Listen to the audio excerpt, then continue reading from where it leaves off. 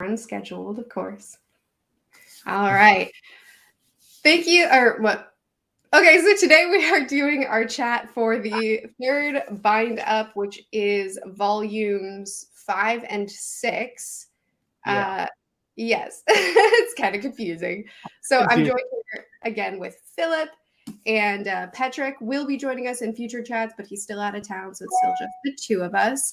Philip, overall thoughts on the third bind up? How'd you feel about it? Yeah, I enjoyed the third bind up a lot, actually. Okay. There were a couple, I felt emotional moments in here, and I feel like I'm getting into a groove here with this series now. Good. I'm kind of understanding a little bit more of how Urasawa is trying to tell this story. Mm-hmm. And I really appreciate the little episodes. We're going to talk about them more specifically in a bit, but there were certain episodes that I found kind of cool or touching or creepy or whatever. So just effective use of, and I guess when you're reading a manga as it comes out, it is episodic, isn't it? Mm-hmm. It comes out in volumes, or, I don't know what the term is exactly, but I enjoyed some of these a lot. There are some indications to me that Urasawa is a really great storyteller who understands human psychology really well. Mm. And that shows in the character work. That is why I think we both are finding a lot of the characters, even these little side characters that are just introduced and come in and out of the story, they feel vivid. And I think a lot of that is because of Urasawa's grasp on human psychology. And he's very skilled at portraying certain human traits. And they might be exaggerated, but that makes for vivid storytelling. So I'm enjoying it a lot. It is, he's coming at it from a lot of different angles. The core question of what makes a monster and how much monstrous tendencies are in each human. If you do something monstrous, does that make you a monster? If you do something evil, are you innately evil, or are you capable of doing something evil but still, having goodness in you? And vice versa, doing something good, are you still evil? Are you still monstrous? So kind of that balance of like, where's the line, and is it all kind of woven together? And we're introduced to, of course, our core conflict, as well as a myriad of what seem to be one-off characters, just to reinforce that kind of point. Yeah. I did not enjoy this bind up. Really? Okay. Yeah. I didn't dislike it. If I were to rate it, it'd be about a 3 stars. So it kind of sits in the middle for me. Okay. But the first bind up was, great start. Really, really excited about it. Second bind up, also very, very good. Third bind up, I'm like, I'm starting to feel that fatigue that I oftentimes feel with mysteries, which we know Johann did it, but that mystery of like, why? And I tend to feel that fatigue of like, okay, here is a million open threads. I'm not going to close any of them. In fact, I'll just keep opening more and then leave them dangling too. Yeah. And you have to just hold it all in your brain. And I feel like now I've extended that capacity of open threads to the point that I'm like, give me something. Give me something to make progress with movement. Yes. Yeah. And I feel like at the end of this bind up was when I finally was like, yes, Johann is on page. Yeah. We're interacting with him, the person. We're not just being told, oh, he's very nefarious. We're actually seeing his human in action, which is way more interesting to me because it conflicts with everything we know about him, which I'm sure we'll get to. So the ending I was really, really positive on, but I definitely felt fatigued throughout the duration of this because it's a lot of open threads and just opening more. Yeah, there are side stories. I think, as you said, though, they link thematically into the main story. Very much so. Very much so. Yeah. So even from the beginning, we do feel Johann's presence in a sense, because he's, as we learn, a lot of these murders that have been happening of these middle-aged, childless couples are Johann not doing it himself, but manipulating someone else to commit the murder. I don't know what percentage of the murders Johann is kind of like a hands-off serial killer in a way. Oh yeah, he's he manipulating other people, and that's his skill or whatever. But he likes the mental warfare far more than the physical warfare.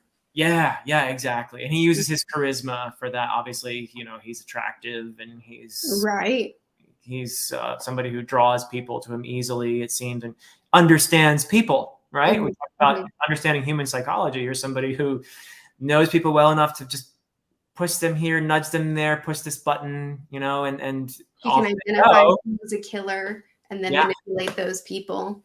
Yeah, he has a skill for finding serial killers, like the one Peter that we meet early on, who is a patient or a subject is probably the better word of Dr. Gillen, who was the old medical school comrade of Tenma. That was a really, I thought, well done. The portrayal of Peter, the serial killer, having his glasses. And right. The blank, like you can't see his eyes. Most of window of the soul. Yeah, so he's like this, we see his eyes. We don't see his eyes, right? We just, it's like there's something missing from this guy. He doesn't have any compassion. He's a sociopath, right? He doesn't have any, so there's something very human missing, and it's really signified well with this blank, gaze of his. There's one moment when he shows his eyes, though. And that's when... Oh, when he's about to kill him or choke him. Yeah, when he gets annoyed at Dr. Gillen, and you see his almost, I think Dr. Gillen calls it contempt. So you get a glimpse. Okay, there is some humanity under there, and he gets his kind of robotic poise is broken, and he goes to choke Dr. Gillen. So I thought that was an interesting portrayal of Peter there. I don't know what you thought. Yeah. Yeah, it was very interesting. And it is interesting, too, that he, as we said, he identified that he's a serial killer and even got him to break his pattern, the kind of killing that he wants to do I wonder how he found out about this guy's past, about his relationship with his mother and this seller. It doesn't seem like something that he would just forfeit that knowledge to somebody that he just met. But somehow Johann got that information on him and was able to stage that cellar scene. Yeah, with all the pictures and oh my goodness, because it wasn't just a verbal manipulation. It wasn't just convincing someone, which is what we saw previous with the guy with the flower bed, where he was like, why would you destroy this flower bed? And then Johann came along and was like, he's an adulterer too, and he verbally manipulated him. But in this instance, it was a psychological manipulation, even to another level, where he didn't even have to say anything. He just staged something that would be triggering enough to make him kill, even though this is against his MO of how he commits his murders. Right. Yeah, he understood the whole... what made this guy tick, his relationship with his mother and everything. And as you said, staged the whole basement scene. And of course, Dr. Gillen this is the moment when he realizes, oh, maybe Tenma wasn't actually lying to me, or maybe he's not, right. Maybe he's not the one with the what is it? DID. Yeah. I do find it interesting that we now have another professional who's supposedly good at his job, who leaps to the same conclusion with very little evidence, nothing good enough to make you say, this is absolutely true. So this is the second instance of a professional who's like, oh, he has DID, he did it. I don't need proof. He just did it. That's a running theme, with Lunge, the BK guy, and I think what we're seeing is a portrayal of arrogance, where someone in a position of power has lost touch a bit and becomes arrogant. And you see the opposite portrayed. We'll talk about this in a bit, but the British couple, we can move right into them. The husband is somebody who thought, I know a criminal as soon as I see him, right? And then his own son commits a murder, and he realizes, oh, that whole foundation, everything I believed, my confidence, you could call it arrogance, perhaps even, that I know a criminal when I see one, and here I lived, I raised one, and I didn't even realize it.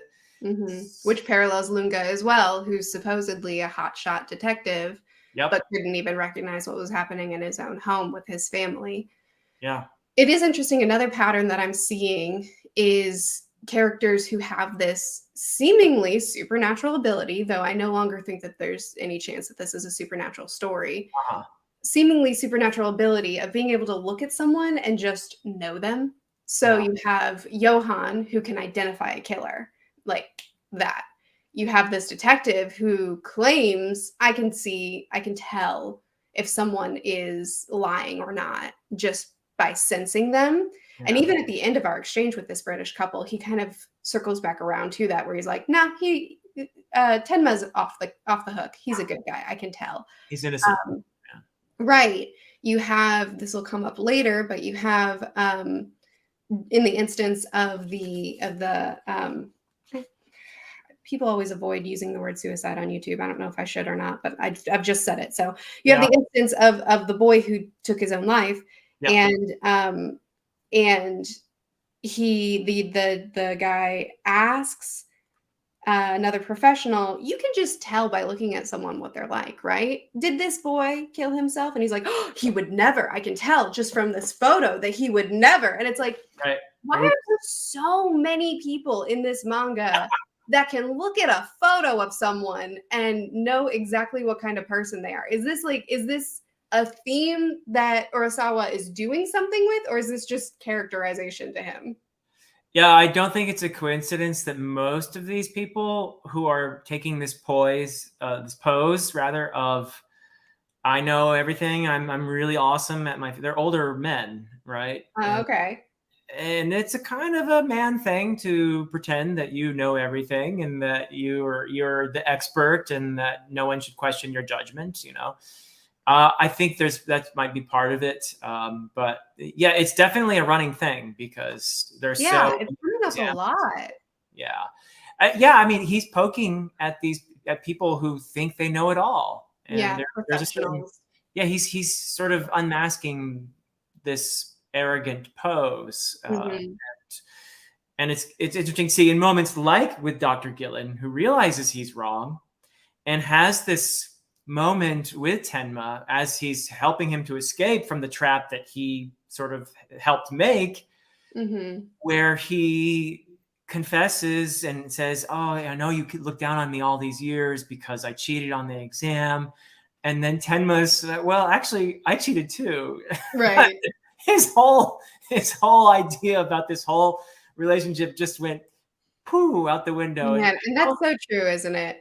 I mean, I've had those moments where I thought I knew what was going on and realized, nope, I don't. Right. Exactly. How often, that's what I was about to say, how often have we and every human alive decided this is what's happening here, but we're projecting so much onto other people's onto other people's perspective on life and on the world, and it turns out that we've created a story in our head that doesn't actually exist. That was really cool to see that kind of confronted, because it's so true. It happens all the time. Yeah, we have our narratives, and it happens to us all the time on YouTube even. And there are people who see your video and think, I know what this person is. And it's so true, Phil. And you're lumped in this category. You just put a spot on me. And you're not a human anymore. You're this category that this person has in their head. They have this narrative and they've squeezed you into it. And no matter what you do, you're that thing now. That is so true. You know, you did this thing, or you said this thing this weird way. That must mean that your intent was, and it's like, I mean, I was just holding back a cough or something. Simple. I mean, I have had people dislike me just because I'm a professor. Just right. You know, they must have had it bad. What a professor is like. Yep. Oh yeah. It's super fun. The internet is super fun.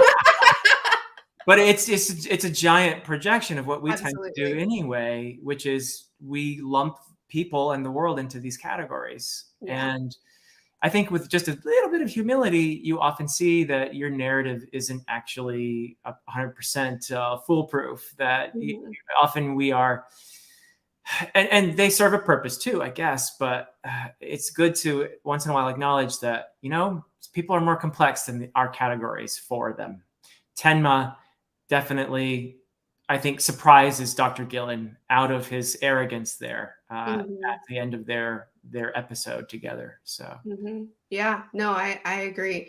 And you have the British couple too. Another theme that they reinforce, something that we addressed here at the very beginning of the video, is this.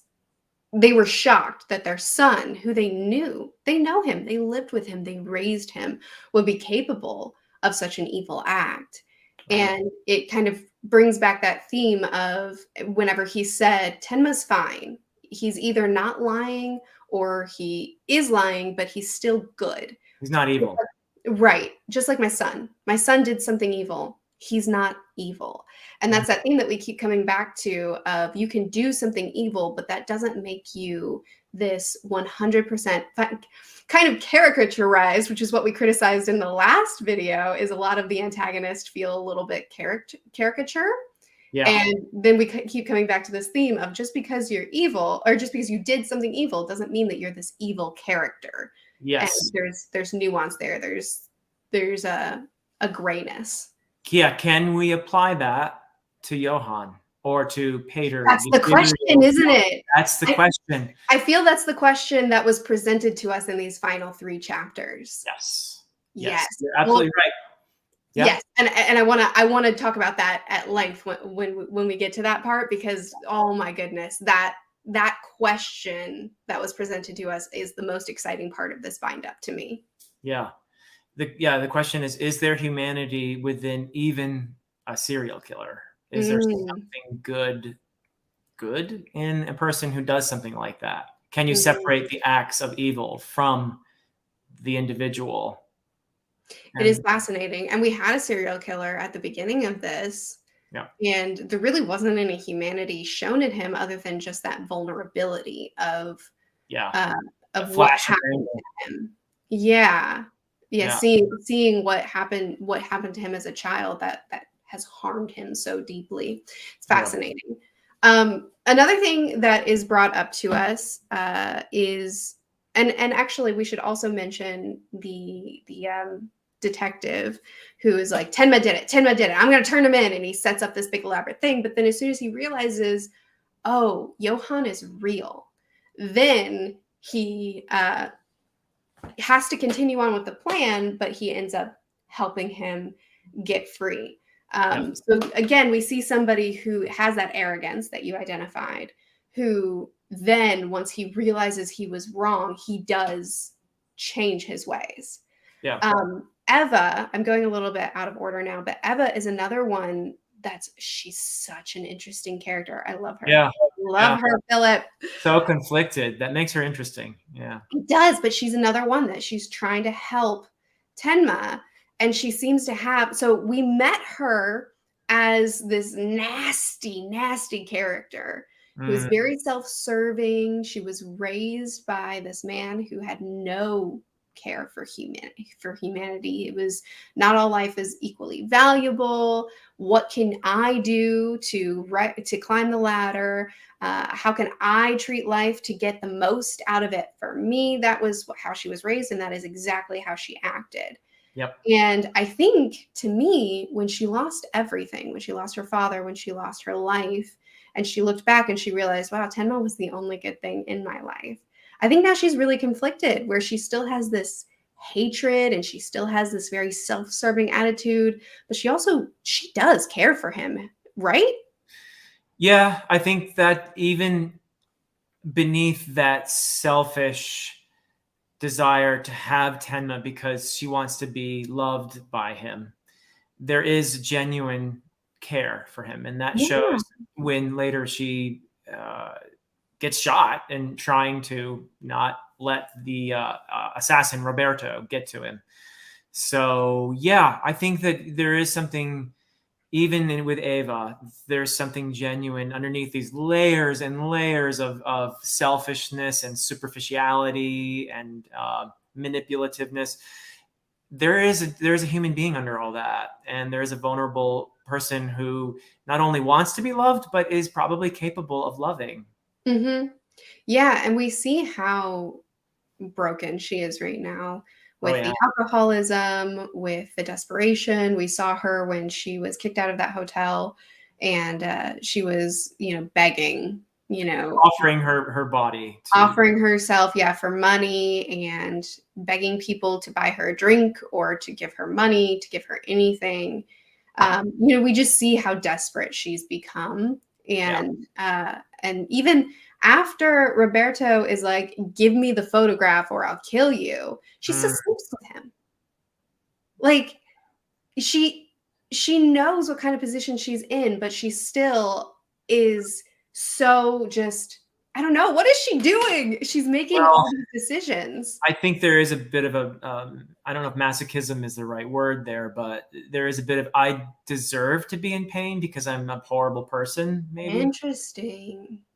So she does things that are very self-destructive. And that's often the case. I think people try to figure out why they're in so much pain by doing things that cause them pain. Does that make sense? Yeah, it does. Yeah. Yeah. It's just a way of saying, okay, this makes sense here. Otherwise it's just almost too difficult. It's like torture, not knowing why am I in all this pain, and then you do something to justify the pain. Mm-hmm. Yeah. And to parallel that, another character that has kind of dug himself in a hole and is just now realizing how far he's gone is the scene when Eva is with Roberto and gets shot. The other side of that scene is Tenma and Dieter with this man. Yeah. Lived his life of crime, lived his life. He's lost everything. He's had friends die. He's had family die. He's had people betray him. Yeah. And he finds himself completely alone and realizing how badly he's craved some sort of family, and he's lost it all because of this desire, this self-ambition, this greed. Yeah, exactly. So we see those two stories kind of converging when he sends Dieter to go tell the bodyguard, come eat with us, you're the only family I have. Bodyguard gets shot, and then we have this big conflict that happens between all of them. What did you think of that scene? Oh, I thought it was good. There was a lot of tension there, and as you observed, I think it brings out in some ways, the humanity that's buried deep inside Ava. And yeah, the guy with the bandage on his head and in the wheelchair who's realized, I think, what a stupid life he's lived. What did he give up for the sake of this money?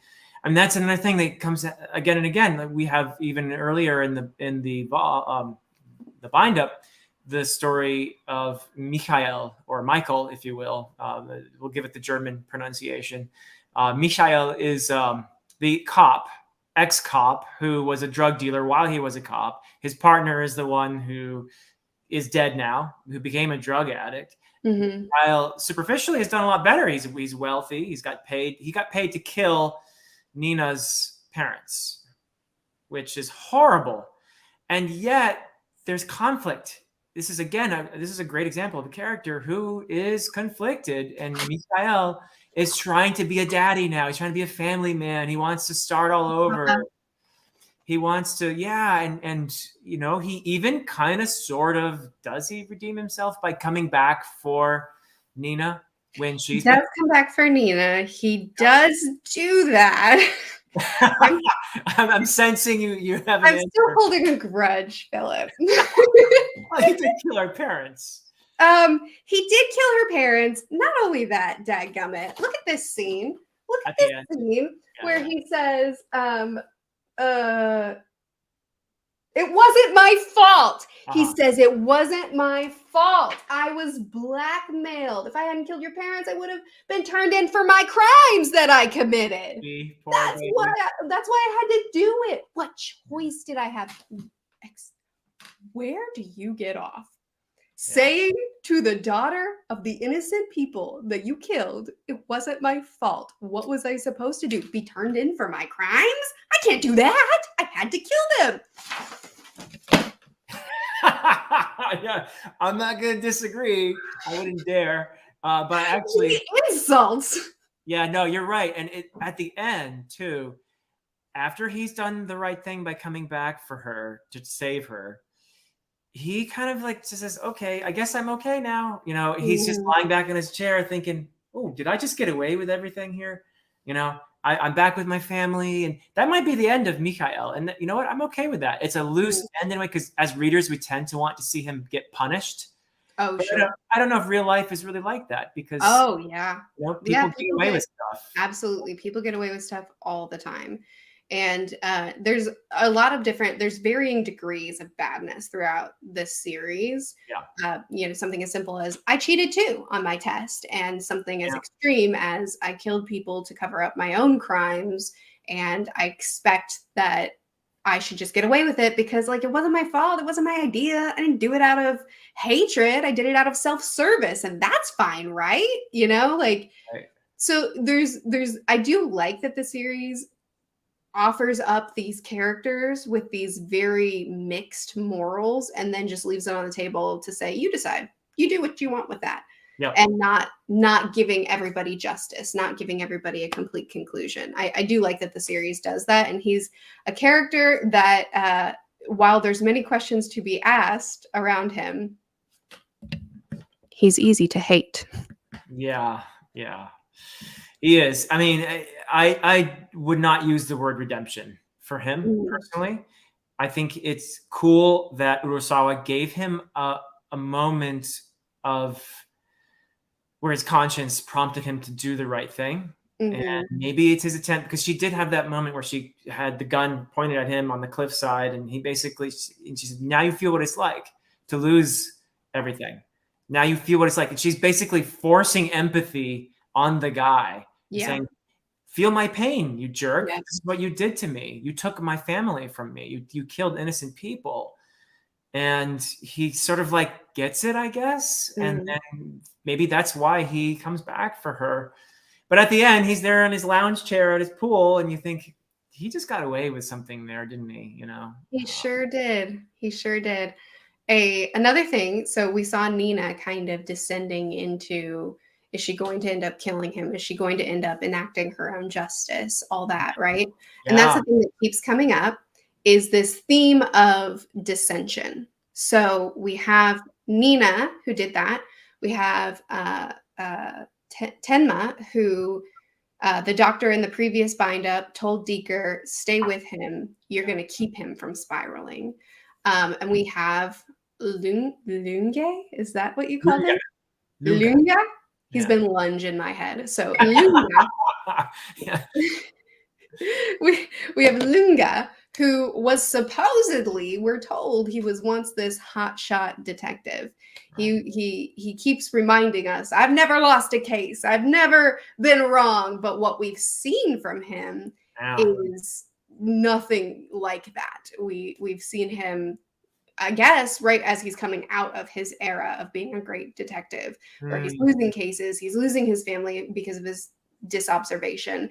And now he's created this obsessive narrative on Tenma to the point that he's acting like an absolute fool. I mean, this whole the whole scenario with Jops and with Tenma and trying to catch them and everything, this was utter foolishness, the way he handled this situation. Oh, it was horrible. Yeah, go ahead, launch us into that nonsense. Sure. Yeah, so he basically figures out easily that the Yops, this middle-aged couple, it was a copycat crime where their nephew tried to make it look like one of these other serial killers' acts. And in fact, he wanted their wealth, and he was a horrible person, the nephew.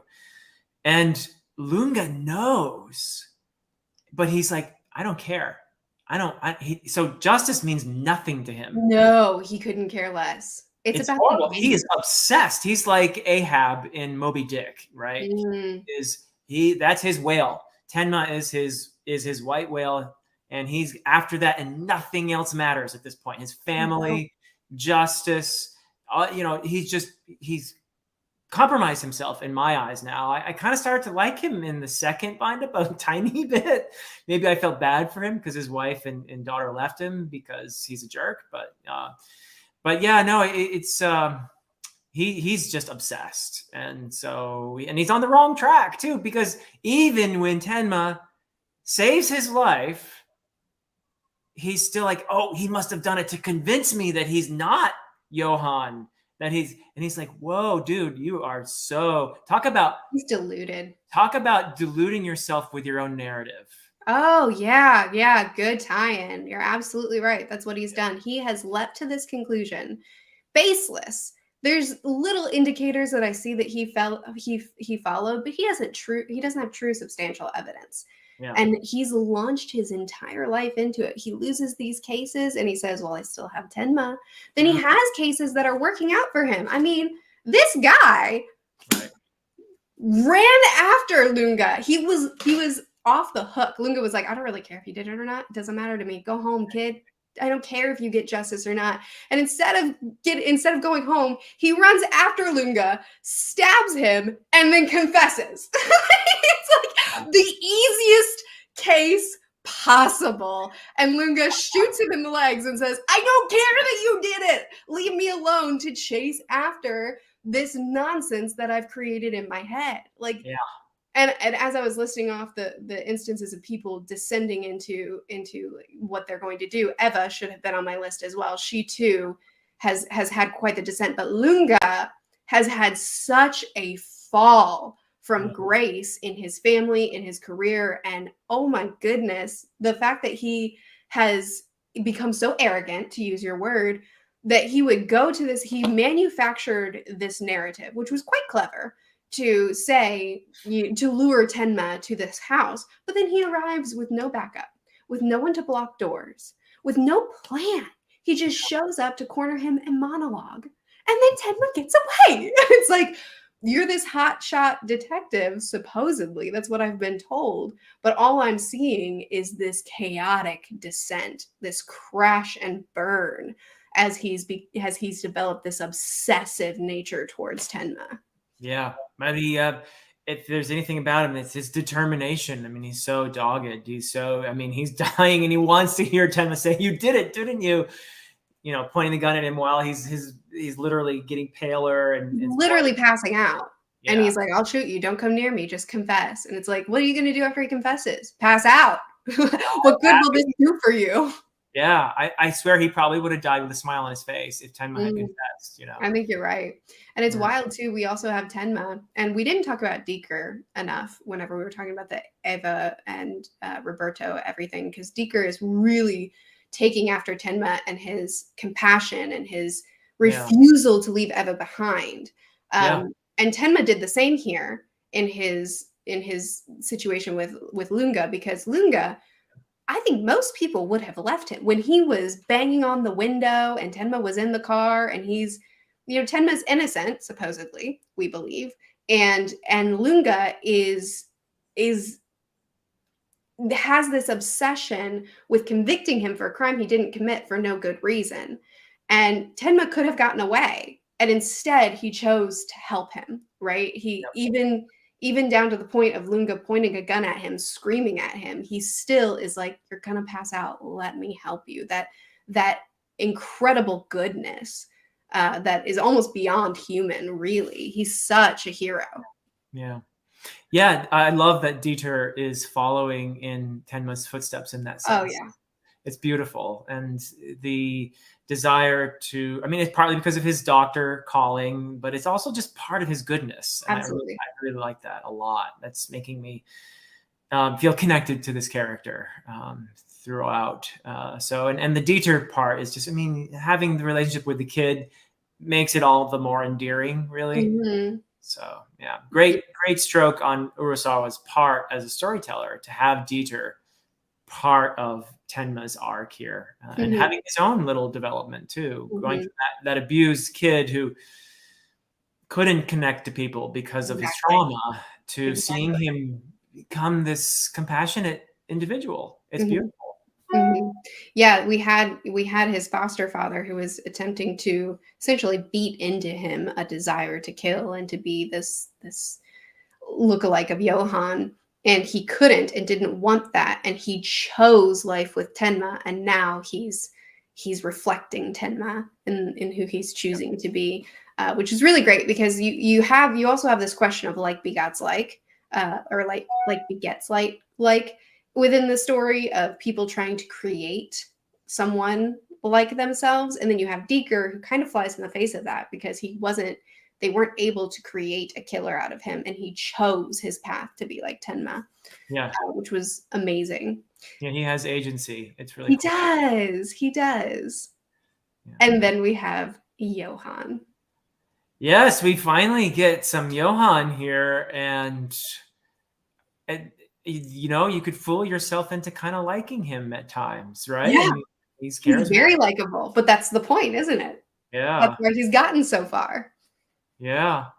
I mean, I kind of think I'm more and more understanding why Urasawa started out with that quote from Revelations, Mm, and the idea of it's a prominent idea in some ways in Christianity, in the Abrahamic faiths, the idea of this charismatic, like so Satan starts out as Lucifer, right? As this right. very charismatic individual who is a person of or an entity of light and all of that and beauty, but underneath that is this manipulative thing that is seemingly, well, I mean, the title of the series is Monster, isn't it? So it's really interesting how he gets inserted into the Carl part of this at the end with the billionaire Schuvalt, and how we see him starting to work on now for the first time. Really, we're seeing him in real time doing his manipulation. Before we saw the consequences, we've seen the characters in the aftermath who were like, yeah, this guy was my hero, and he told me to do this, and so I did it, and now I'm going to kill myself, and these kind of one-off characters. But now we're seeing him in real time starting to get his hands on Carl, and how does he genuinely connect with Carl though when he's crying? When Carl Right. is talking about his boyhood as Right. an orphan, is Johann genuinely connecting with him there? That's the same tear tracks we saw in the hospital when he was reaching Yeah, out to his sister or to yeah. Tenma or whatever was happening there. It it was the same tear tracks. Yeah, that's the question, isn't it? So we see this potential goodness in him with that, with his sympathy towards Carl, with his genuine trying to help Carl with the millionaire man. He brought Carl to the rooftop and talked through things with him, Hmm. and then with the apple when they brought the millionaire out to the forest as an act of kindness and he couldn't see it, Yeah, and they were about to give up. They were about to say, I'm sorry, it's not a forest anymore, but instead he chose to help him see it in his mind. He helped yeah, him to, and that was a beautiful thing. Oh, he also mentioned that he volunteers at orphanages, which we yeah. know his upbringing in an Which orphanage. I actually believe that's true. Yeah. The Yeah, question is he doing it because he wants to brainwash the children, or is he doing it out of kindness? So we see it's really interesting. I kind of have a qualm with Lunge because we are told that he was this hotshot, and then we see the spiral. And without actually seeing him as a hotshot, it doesn't feel as impactful as I think it could if we actually saw him as a hotshot. So I have a little bit of a qualm with Lunga's portrayal hmm, or the way it was executed. yeah, However, we're seeing the exact same thing with Johann, and I love the way it's done here, where we're constantly told Johann is evil. Like I look at him and I sense a presence of evil from him. hmm, Right. So we're told that he's this manipulative, vindictive, nasty creature. And then we see him. And what we see is something exactly opposite. yeah, Someone who, if I didn't have any context around what people are saying about him, I would think that I'd be rooting for him. I would yeah. love this character. Which then the question is that what's happening here? Or are we watching that manipulation real time? Yeah, it's a good question. And what you're talking about is perfectly encapsulated our response to Johann, our expectations about him. It's perfectly encapsulated in that moment when they're on the rooftop. Mm. And Carl has told his story, and Johann is compassionate about it, but we don't know quite yet that he's crying. We just see his hand hovering over Carl's shoulder, and we think, oh no, he's going to push him. He's going to push him. And then the hand comes on the shoulder, and we get that panel of him crying, and you realize, oh, wait, what? And Carl feels this immense connection with Johann, and we kind of get pulled in that direction too. So that is a brilliantly, portrayed moment that perfectly encapsulates this. Wait, what am I supposed to think about this guy? Or does he actually have this monster in him and this angelic being? Is Mm-hmm. that possible that we can have both of these things in one Mm-hmm. person? Yeah, it'll be interesting to see. So we had the setup previous of Tenma, who again, I've brought this up a couple times, but the terrorist who did kill innocents in his quest to get his country back and to defend his land, and the things that he felt rightfully were correct, or he felt were correct. Yeah. And Tenma saw humanity in him, so he saved him. And so then the question is, are we going to see humanity in Johann? So the question is, are we seeing that humanity in Johann, or is this kind of the inverse of the question that has been presented to us of, or rather the philosophy that's been presented to us of, you can do evil and that doesn't necessarily make you evil. So now is this Johann can do good, that doesn't necessarily make him good, or is this the humanity that's going to be essential for his redemption or for Tenma to save him? I don't know what's being done right here. Yeah, as you say, Johann is the central, I guess, question, but then there are all these other characters who feed into Right. this, like the billionaire shoe vault. Yes. Here you have a guy who's, obviously probably done some shady things to get to be this powerful billionaire. He's manipulative. He's had children that by women that he was not married to and seemingly neglected. So he hasn't had a very saintly life.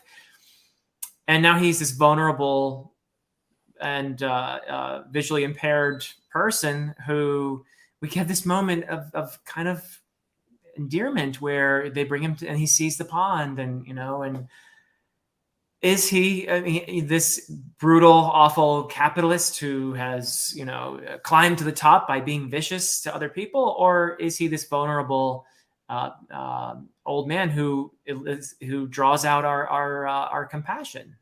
And I think the answer is that he's both, Hmm. because he's lived his life in this certain sort of way, and now he's come to this point in his life and he realizes how unfulfilled he is. And so now he's trying to, in retrospect, he's trying to pay back this woman that he knows isn't the real woman, but he just needs something, right? And now he's paying these boys, and I think he's paying them each to find out which one is his true son, to get them close to him. But it's all about money. Everything is an exchange to him. I'll make up for my sins by giving this exchange. So I think it is both, because he's clearly still misled. He doesn't know how to live life in the way that he wants, because this mentality of money is everything is still embedded in his way of trying to resolve his past sins. Yeah. So yeah, he's another great example of both can Yeah. coexist within a human. And a healthy amount of self-delusion. A healthy amount of self-delusion, the projection that we put on the world and the people around us. Yep, according to our needs, our narratives, our whims. Yeah. Mm-hmm. Yep. Yes. Where do you think we're going with the Johann stuff? Oh dear, I don't know. It's tough. It's tough to predict. I feel like next bind up we're going to see much more of Johann. I feel like we've reached that point where we built him up enough with his absence. Yes. The effects of his manipulations.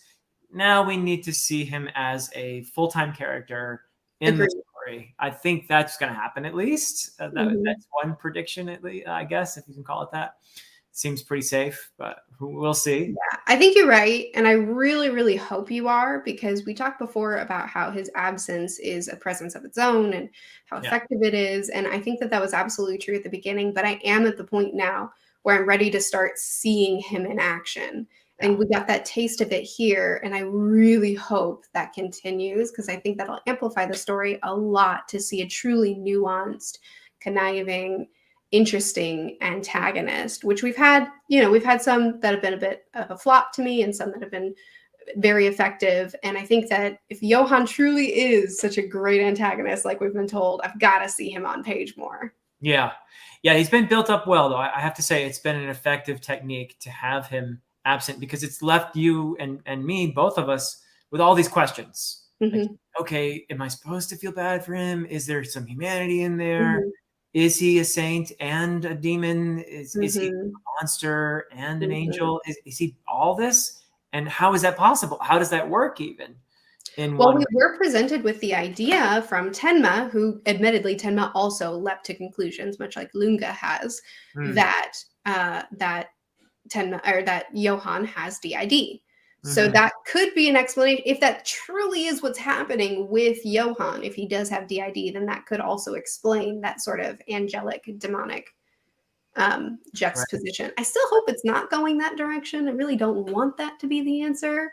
I mean, we've kind of had it explained to us by Dr. Gillen early in this. Like, this is how it works. Like, so there's a piece of the mind that feels guilty about, in a particularly in maybe like a serial killer or something like that. It's a piece of the mind that feels guilty about what they've done, and so they act out. They try to get themselves caught, like with these messages for help as well. Like, they're trying to say, oh, there's a piece of them that wants to stop doing this, and they're trying to prevent it. So we had that examined.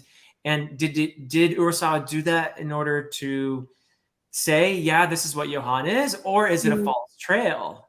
I think it's a false trail. I feel like it's too in your face.